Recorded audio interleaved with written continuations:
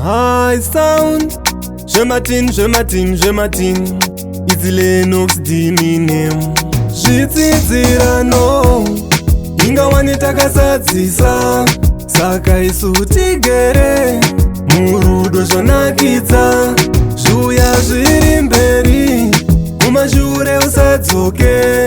munhamo nerugare ndichange ndinewe riye ndakakuda nemwoyo wangu riye usaputse chirangano takatsamisa pfungwa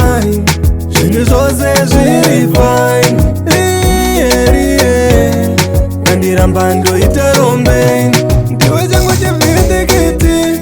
moyo mangu wepindikiti rudo ruriti harupere sefriziti ndinotenda Mwari ndivo vakatisanganisa havazotipesanisa ikazvininipisa riye ndakakuda nemwoyo wangu riye usaputse chirangano takatsamisa pfungwa zvinhu zvose zviri fine riye ndandiramba ndoita rombe ndiwo ndibikira ndiwo ndiwachira ndiwo ndakasarura ndiwo ndakapikira maikelihe ndinodada newe ndokusaka ndinewe ndinovimba newe ndichafaini ndinewe riye ndakakuda nemwoyo wangu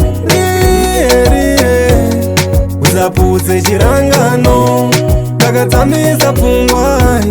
zvinhu zvose zviri fine riye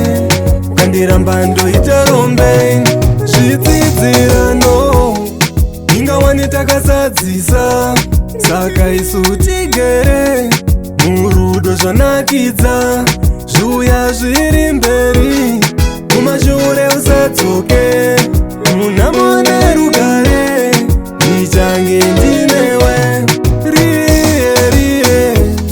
ndakakuda nemwoyo wangu riye usaputse chirangano takatsamisa pfungwa zvinhu zvose zviri fine riye ndandiramba ndoita rombe yo ndapfancho man mapfanya anoti pakaduma kenso pajoza